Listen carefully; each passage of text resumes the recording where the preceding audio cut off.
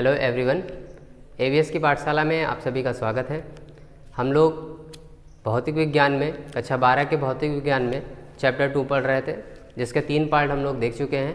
आज हम लोग पार्ट 4 देखेंगे। और जो गॉस के नियम हम लोगों ने पढ़े थे, गॉस का नियम हम लोगों ने पढ़ लिया था। उसके बाद हम लोगों ने सतत आवेश वितरण देखा था। तो अब आज हम लोग गॉस के नियम के अनुप्रयोगों के बारे में देखेंगे। और जो गॉस के नियम के अनुप्रयोग का पहला अनुप्रयोग है वो है अनंत लंबाई के एक समान आवेशित सीधे तार। देखिए, आवेशित सीधा तार है, उसके निकट क्या निकालना है? वैद्युत क्षेत्र की तीव्रता। कहने का मतलब ये कह रहा है कि एक अनंत लंबाई का एक समान आवेशित तार होना चाहिए और उस तार के निकट आपको वैद्युत क्षेत्र की तीव्रता के लिए व्यंजक ज्ञात करना है।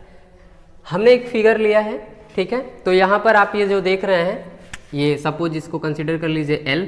तो ये हमारे पास L लेंथ का एक क्या हो गया? तार है, ठीक है। इसकी लेंथ हमने कितनी ले ली? स्मॉल l है। तो ये हमारे पास एक वायर हो गया, दिस इज वायर। अब ये जो वायर है, जो तार है, वो क्या है? आवेशित है। और कैसा आवेशित है? धनावेशित है, यानी कि इसके ऊपर धन आवेश क्या है? वितरित है, ठीक है। और ये सीधा भी है, तो कंडीशन आपकी फुलफिल होती है कि आवेशित है और सीधा तार है। जो आवेशित और सीधा तार है, तो इस सीधे तार और आवेशित तार के चारों तरफ कहीं ना कहीं वैद्युत क्षेत्र जाएगा। तो उसके चारों तरफ हमने एक ये क्या ले लिया है? गॉसियन पृष्ठ ले लिया है।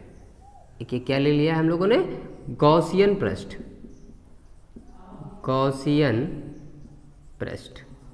और ये जो गॉसियन पृष्ठ है, ये गॉसियन पृष्ठ आकार में कैसा है? डेफिनेटली बेलनाकार है।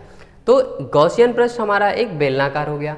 अब हम पहले इसके बारे में कुछ चीज़ें लिखेंगे, क्योंकि अगर हमें डेरिवेशन करना है तो पहले कुछ चीज़ें हमें लिखनी पड़ेंगी। तो हम यहाँ पर कहेंगे कि माना एक अनंत लंबाई का धनावेशित तार है, ठीक है, जिसके चारों तरफ एक बेलनाकार गॉसियन पृष्ठ है। और इस बेलनाकार गॉसियन पृष्ठ में दो बिंदु, आप इसको मान लीजिए P1 और इसको मान लीजिए आप P, ठीक है। दो बिंदु P और P1 है जहां पर हमें वैद्युत क्षेत्र की तीव्रता ज्ञात करनी है। अब देखिए, यहां पर P1 है तो यहां पर भी एक पॉइंट हम ले सकते हैं सेम, तो यहां के पॉइंट को हम P2 कह सकते हैं, ठीक है। तो दो पॉइंट, ये P1 P2 और एक और पॉइंट क्या है? P है, जहां पर हम देख रहे हैं। हम पहले P1 पॉइंट पे देखते हैं कि जो वैद्युत क्षेत्र की तीव्रता E है और जो क्षेत्रफल अवयव DA है, दोनों एक दूसरे के क्या हैं? परस्पर लंबवत हैं।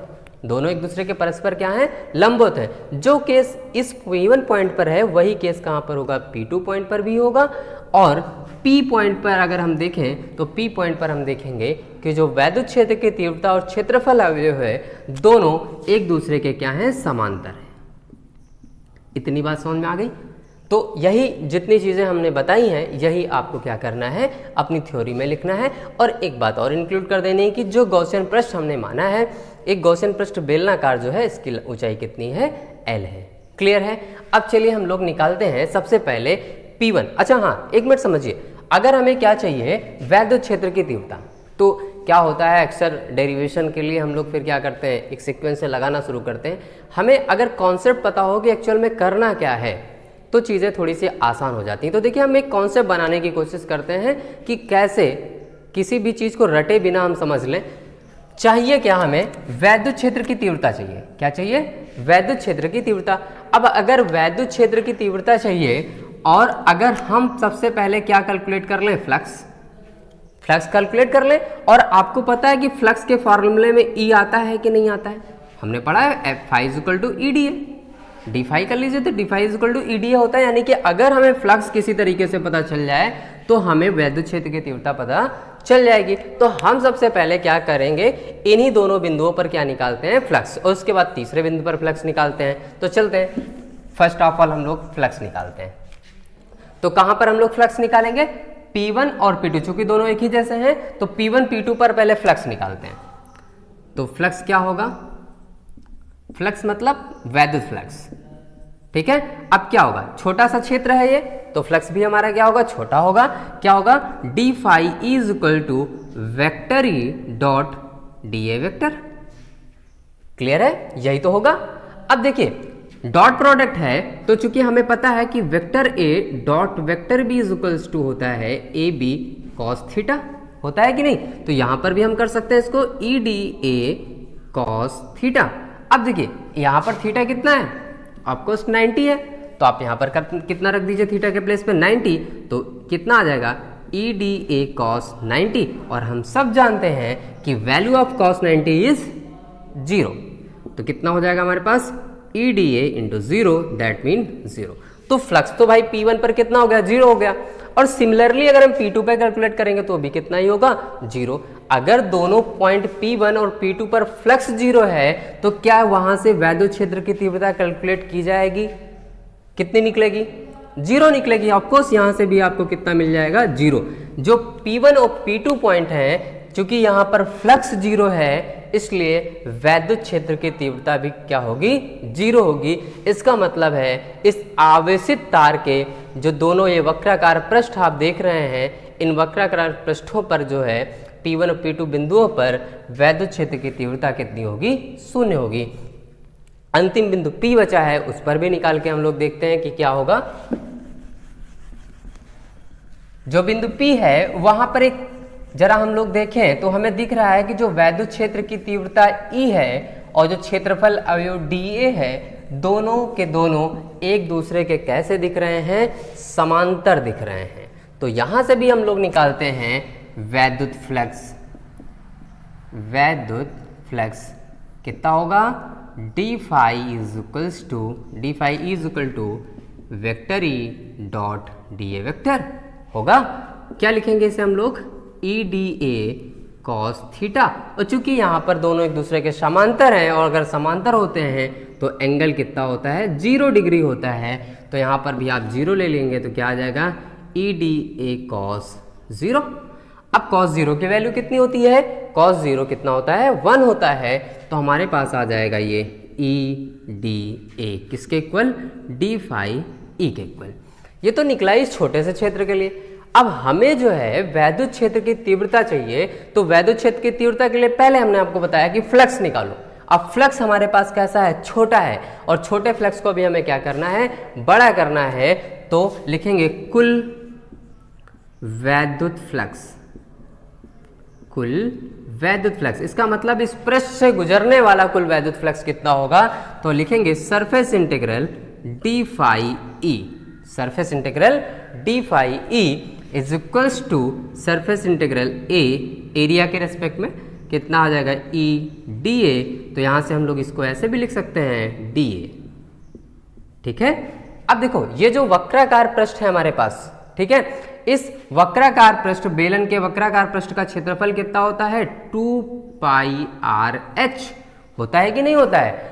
अब लेकिन यहां पर ऊंचाई कितनी है, एल है, तो हमारे पास ये कितना आ जाएगा, 2 पाई आर एल।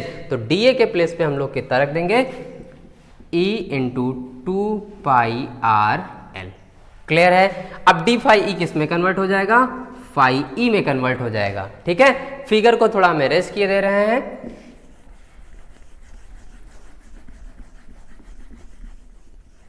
चलिए आगे देखते हैं क्या होता है।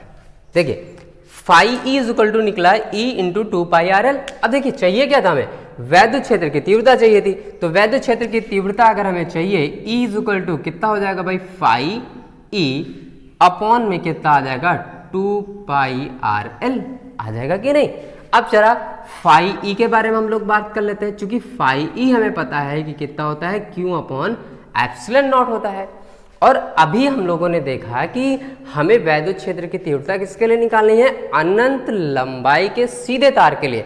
और हमने बताया था कि अगर कोई तार है और उस तार के लिए अगर आपको रेखीय आवेश घनत्व चाहिए तो लैम्डा इज इक्वल टू कितना बताया था, क्यू अपॉन एल बताया था। और अगर आप लोगों ने आवेश घनत्व यानी सतत आवेश वितरण के बारे में नहीं जाना है तो जो इसके पिछला वाला लेक्चर है, पार्ट 3 वाला, उसको आप देखिए, उसमें आपको सतत आवेश वितरण के बारे में बताया गया है। तो चलिए, तो लैम्डा इज इक्वल टू कितना है, क्यू अपॉन एल। तो ऑफकोर्स यहाँ से हम क्यू निकाल सकते हैं विच इज लैम्डा एल हो जाएगा, जो कि तो अब हम यहाँ पर क्यू के प्लेस पे क्या रख सकते हैं, लैम्डा एल। तो यहाँ पर रख दीजिए आप, इज इक्वल टू कितना हो जाएगा, लैम्डा सॉरी फाई ई के इक्वल टू कितना हो जाएगा, Q upon epsilon naught into कितना, 2 पाई आर एल। हो जाएगा।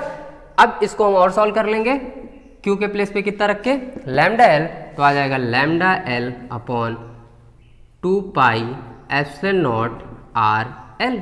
हो जाएगा कि नहीं? अब देखिए एल से एल तो कैंसिल हो जाएगा, तो कैंसिल कर दीजिए, कितना निकल के आएगा, एक मिनट, अगर हम कैंसिल करेंगे तो कितना आएगा, इज इक्वल्स टू आ जाएगा lambda upon 2 pi epsilon naught r. आ जाएगा कि नहीं? अब ये देखिए लगभग जितने भी फॉर्मूलाज हम लोगों ने पढ़े हैं उन सारे के सारे फॉर्मूलाज में हम लोग पढ़ते थे 1/4 पाई एप्सिलॉन नॉट, लेकिन यहाँ पर कितना है 2 पाई एप्सिलॉन नॉट है। तो चाहे तो इसको हम यहाँ पर छोड़ दें, यही कहते हैं कि यही हमारा व्यंजक हो गया वैद्युत क्षेत्र की तीव्रता के लिए, या तो थोड़ा इसको और सॉल्व करके हम ऐसे भी लिख सकते हैं, क्या लिख सकते हैं, is equals to 1/4 pi epsilon naught into 2 lambda upon R लिख सकते हैं कि नहीं? क्यों? हमने किया क्या, 2 से नीचे यानी हर में और 2 से अंश में क्या कर दिया, मल्टीपल कर दिया है, तो ऊपर हो गया 2 लैम्डा, यहाँ पर आ गया 4 पाई एप्सिलॉन नॉट। तो एक ये भी हम ऐसा फॉर्मेट दे सकते हैं इसको, तो चाहे ये लिखिए चाहे ये लिखिए। क्लियर हो गया? अब अगर क्वेश्चन ने कहा है कि इसका वेक्टर रूप बताइए, तो वेक्टर रूप कैसे निकालेंगे इसका, वेक्टर रूप कैसे निकालेंगे, vector E is equals to हो जाएगा 1/4 pi epsilon naught into 2 lambda upon R into R cap. तो यहाँ पर जो आर कैप है वो क्या है, आर का एकांक सदिश है, आर का क्या है, एकांक सदिश है। तो क्लियर हो गया? अब जरा हम लोग ये डेरिवेशन को देख चुके हैं, ये हमारा फाइनल एक्सप्रेशन था व्यंजक वैद्युत क्षेत्र की तीव्रता के लिए, ये उसका कौन सा फॉर्म था, वेक्टर फॉर्म था। आई होप आपको ये डेरिवेशन एकदम अच्छे से क्लियर हो गया होगा, और नॉर्मल सा डेरिवेशन है। हमने एक अलग से ग्राफ लिया है, अब जरा इस ग्राफ के बारे में भी हम लोग समझ लेते हैं। इस ग्राफ के बारे में समझने के लिए हमें यहाँ पर जाना पड़ेगा अपने ओरिजिनल फॉर्मूले की तरफ। फॉर्मूले को जरा हम देखें तो देखेंगे कि 1/4 पाई एप्सिलॉन नॉट क्या है, कांस्टेंट टर्म है, 2 लैम्डा कांस्टेंट टर्म है, चूंकि जितना चार्ज आप उसको दे देंगे वो चार्ज उतना ही रहेगा जितना आवेश घनत्व रहेगा। अब यानी कि यहाँ से अगर हम देखें तो निकल के आ रहा है E प्रोपोर्शनल टू 1/r। अब देखिए जरा ग्राफ से देखते हैं, अभी हमने बताया कि R अगर आप क्या करेंगे, बढ़ाएंगे या घटाएंगे, R को मान लीजिए हम बढ़ा रहे हैं तो E क्या होता जाएगा, घटता जाएगा। तो चलिए देखते हैं कैसे R को बढ़ाने पर E घटेगा। तो देखिए R अभी यहाँ पर है, ठीक है, इनिशियल वैल्यू अभी यहाँ पर R की कुछ होगी, तो E के देखिए यहाँ पर इतनी वैल्यू है, यानी कि मैक्सिमम वैल्यू। अब जैसे जैसे हम नीचे आएंगे, मान लीजिए यहाँ पर आए तो E की वैल्यू ये हो गई, यहाँ पर आए तो E की वैल्यू ये हो गई, और नीचे आए तो E की वैल्यू ये हो गई, और आगे गए तो E की वैल्यू यहाँ आ गई। इसका मतलब हम देख रहे हैं कि जैसे जैसे हम R की वैल्यू को इंक्रीज करते जा रहे हैं वैसे वैसे E लगातार घटता जा रहा है। पहले E यहाँ इतना था, फिर इतना था, फिर इतना हो रहा है, फिर और नीचे और नीचे, और धीरे धीरे देखो ये कहाँ पर आता चला जाएगा, इस मूल बिंदु पर जहाँ पर क्या होता है, 0 होता है। तो E की वैल्यू लगातार धीरे धीरे क्या होती जा रही है, घटती जा रही है, और जबकि R लगातार क्या होता जा रहा है, बढ़ता जा रहा है। क्यों? क्योंकि यहाँ पर R क्या होगा, पहले 0 होगा, फिर मान लीजिए यहाँ पर 1 होगा, फिर 2 होगा, फिर 3, इस तरीके से लगातार क्या हो रहा है, यहाँ पर बढ़ता जाएगा, और ऊपर से नीचे की तरफ लगातार क्या होता जाएगा, घटता जाएगा। क्लियर है?